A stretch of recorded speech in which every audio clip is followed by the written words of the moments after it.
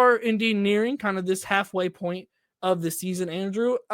Just in general, like there's been some genuine surprises so far this season. Maybe good, maybe bad, depending on, where you're sitting at on the fandom of different teams and whatnot.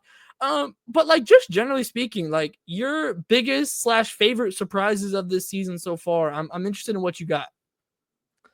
There's a lot, but my biggest surprise of the year is actually how fast Paige has adapted to the WNBA so far. I was not expecting Phoenix to be good. I was not expecting Atlanta to be good. I was not expecting Golden State to be good or Washington to be fun and decently good. The teams, they are who they are, right? I think those are all surprises in their own respect, but I think when I'm really shocked as a spectator of the WNBA or of women's basketball, or really of sports in general, it's when an individual shows me something that I didn't know that they had or that they're capable of, those are the stories in sports also that I genuinely generally gravitate toward. I like the person who's like overcoming something and all of a sudden shows up.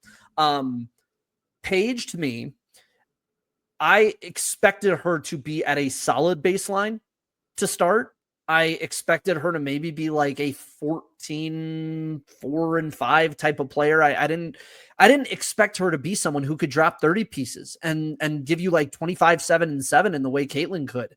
And it's in a very different way in which she's doing it, and in a decently efficient and protecting of the ball. Those turnover numbers are not the same between the two players. And that's not a down on Caitlin, because Caitlin came into the league and is a top 3 guard in the league as a rookie. To say that Paige is making a push to be a top 6 or 7 guard in the league as a rookie, that is remarkable. It is remarkable, given the injury concerns that we had going into the league, given the nature of this team in Dallas and how much of a disaster they've looked like at times. And to be honest, the knock on her has always been on frame, and whether or not she could handle the physicality of the WNBA, because she is a more slender, smaller guard in that respect. And you could see the difference between year 1 and year 2 for someone like Caitlin Clark, mind you, where it was evident, like the physicality, like she was going to build herself up into the physicality. I'm stunned by how sturdy Paige has been. Like, yes, there's been like concussions and such, but during the actual games themselves, I am stunned at how little the physicality seems to phase her. That mid-range is phenomenal. That little pin down that she gets, and then she can hit the mid-range jumper. That thing is just smooth on every end of the floor. Her distribution's great. And frankly, I think from an intangible perspective, she's handled everything around the Dallas Wings so far this season unbelievably well. I guess the reason it's such a surprise to me is I did not expect to be talking about Paige this year the way I talked about Caitlin last year. The expectation was this is only going to happen once. You know what I mean? Like this person is only going to come around once. This type of environment is only going to happen once. And albeit quieter and without some of the other broader, more macro discussions around basketball here, Paige is doing the Caitlin speed run. And if the year ends with Paige's numbers effectively being what they are at this very moment, she's an all WNBA player. And I think that to me is astounding. I did not expect her to be an 18.7, 4.4, 5.7, and 1.8 steals a game, mind you, player at this juncture. I simply did not see that. And to give people an idea of just the closeness between there, Caitlin obviously had a better year last year. 19.2 points, 5.7 rebounds, 8.4 assists, 1.3 steals. Stack those two players up and you have two all WNBA players. I think Caitlin is the better player, and I think is going to have the bigger ceiling long term. But I'm stunned at how fast Paige has caught on to all this. I really didn't see it, and Greer can take the victory lap on that. Shawnee had me confused with the hating, and I did not see. But I was blind, but now I can see. Yeah, I'd tell you, for me, the biggest thing with Paige, and I made a whole video on it here on the No Cat Space YouTube page. You can go check it out. But to me, it's not only the stability and like we always talk about the transition going from college to the W. That was fine. There was really no issue there at all. But she's gotten better. And like we are actively seeing like in terms of the shot attempts, which is what I made my video over. And it is I don't know exactly what it's at now. Just from a pure stat perspective. But when I made that video, it was like a 7-game stretch after she came back from injury. Her field goal percentage was up. Her field goal attempts were higher than they had ever been in her career. And her points on average were up by like 5 in terms of pre-injury in like the 6 games or so that it was pre-injury. And that hasn't slowed down really at all. And it's not about like, to me, like that 15 shot a game is kind of like the mark that I've been kind of eyeing for her, just in terms of like that aggressiveness. And it doesn't have to be that every night. Like we just saw against Phoenix where she shoots 11 and goes 8 for 11 and scores 23. Like you're totally okay with that, obviously, especially, you know, when you have your other rookies playing the way that they were in that game. But like, I'm amazed at seeing the growth on top of the stability and the adjustment. Like I that was my one complaint. And like, that has always been kind of the topic of discussion with Paige for, I know, especially like with Shawnee, you know, is like, does she have the takeover? Like, is that gene there? And I wasn't sure, honestly. Like we saw, I mean, look, I saw it firsthand against Oklahoma in March Madness. I'm like, just do this more often. Like it's there, and it's never a skill matter. That's never been the problem. But it is starting to come along in a very efficient way. And that's terrifying because what shot can't she hit right now? She gets to the rim. The mid-range is filthy. The 3-point shot is continuing to be there. Like there is not a shot that she can't hit on top of taking care of the ball. Like you have, look, we've brought the name up a couple times. Has a nasty mid-range, takes care of the ball, a willing defender, can score on all 3 levels and get to the rim. Sounds like SGA to me. That is like it. Look, man, I don't know. Like it sounds familiar, and we saw what happened there. But no, I've been incredibly impressed by her, and getting to see her in person a couple times as well. It rings true when the eyes are there in person as well. Even with the struggles of a team. But I think for me, my biggest surprise, you kind of mentioned it, like some of these standings are just simply not what I expected them to be. Not even close. Like just in general, like. And like I know that's kind of a broad answer, but like, what do you mean Phoenix is in second? Like if you told us that before, especially with the Ka injury, right? Like at the beginning of this season, which can't be understated, like in terms of like how slow we thought that the start of the season was going to be for this Phoenix team.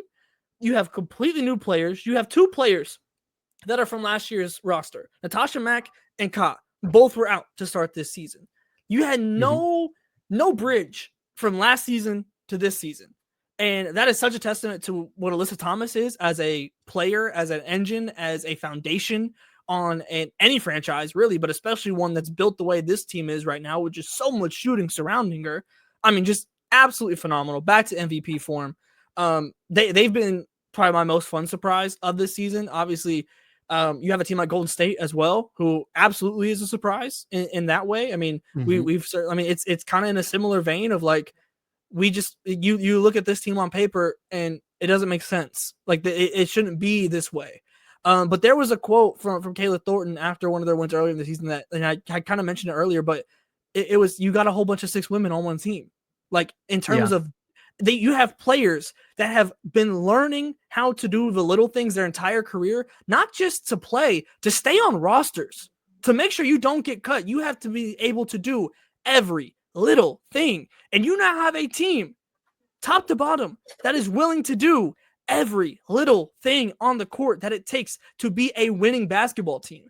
And like, maybe we just didn't give that enough credit to begin this season. And like, I don't like, I think hindsight is certainly like the 2020 on that 100%.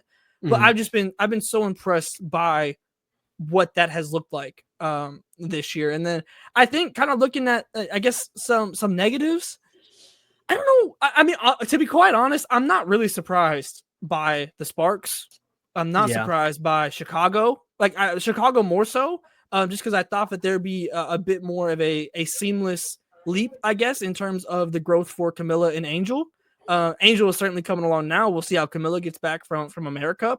But like those records, I'm not really surprised by. I think Washington, out of like those like kind of tier teams, would certainly be the team I'm most surprised by.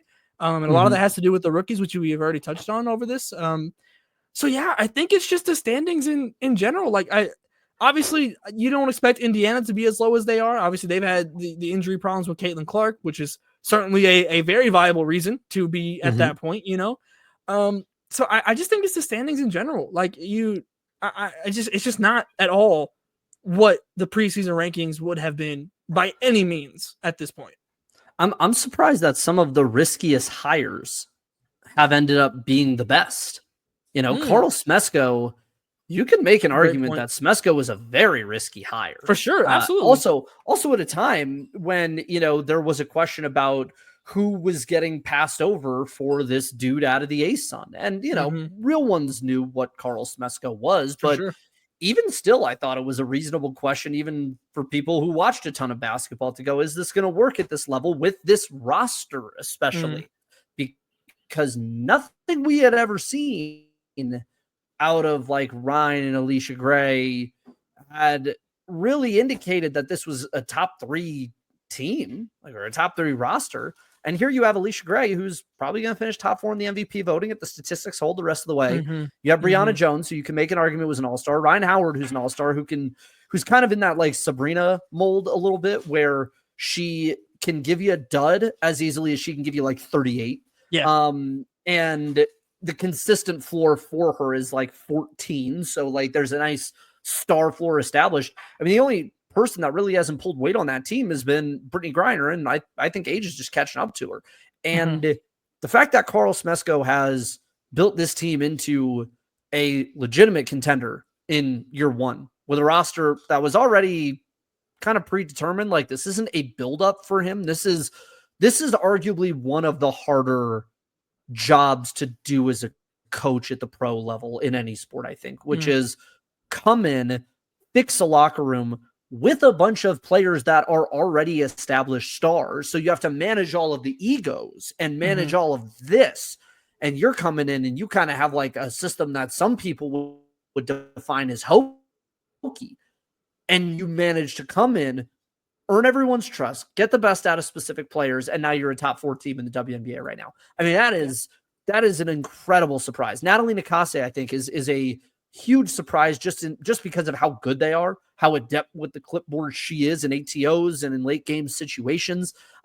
She gets the most out of her players, man. I mean, that in itself is extremely impressive. Nate Tibbetts finding a way to make this all work with Alyssa Thomas. And, you know, this is one of those situations, right, where maybe you don't realize what the deal is until after the fact, because we were raking Tibbetts over the coals last year saying he wasn't a very good coach.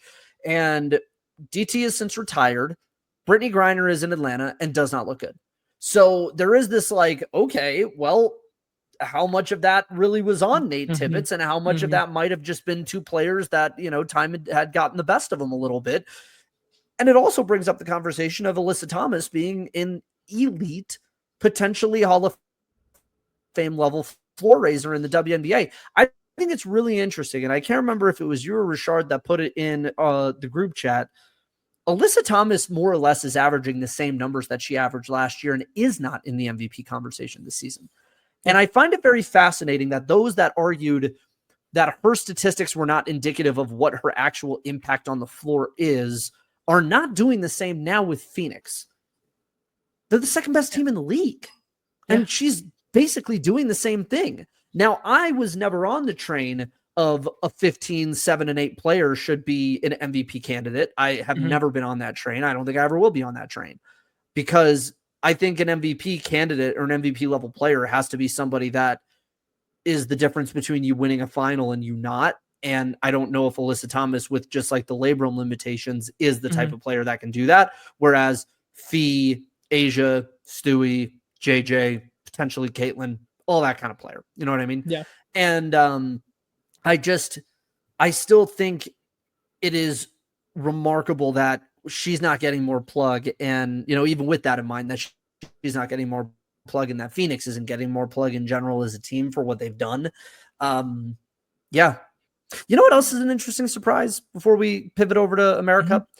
The Angel Reese point forward experiment is actually working really well. And I don't think I'm surprised that it is. I guess I'm just kind of amazed at how well they've sort of figured it out with her and how fast they've done it. Granted, Chicago's still 5-12.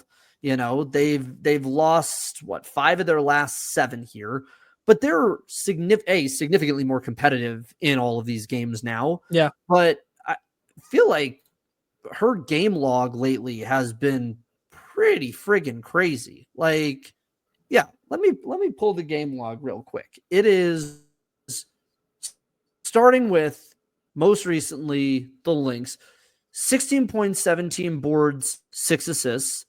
Against LA, 24-16-7. Golden State, 17-18-2. LA again, 18-17-6.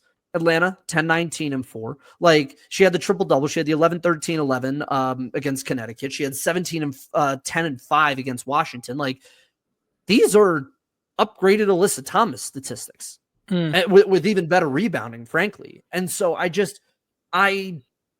the start of the year, I was thinking this is going to take an entire season for us to see this actually work. And it's a testament to Reese and it's a testament to Tyler Marsh that they're making it work in a pretty reasonable amount of time.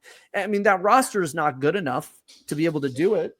And it's not necessarily something that I would say constitutes a success at this point in the year, but the vision's there. If they get the right personnel around her, the way the Mercury do around Alyssa Thomas or the way Connecticut did around Alyssa Thomas, there could be something here. Yeah. No, absolutely. I completely agree. I think my last surprise that I got, my last little thing is I can't believe we've reached a point of the season where there's an argument that Erica Wheeler is a better starter for the Seattle Storm than Ezi Magbegor. That is preposterous, but it's true. Like, I can't Erica believe Wheeler's been hooping, bro. Hooping. She's been hooping.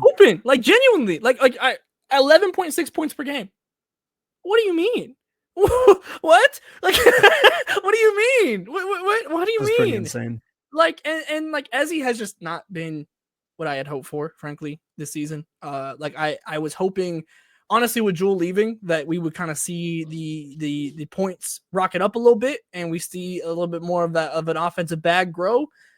That has not been the case. And so, like, that is a surprise / disappointment for me there.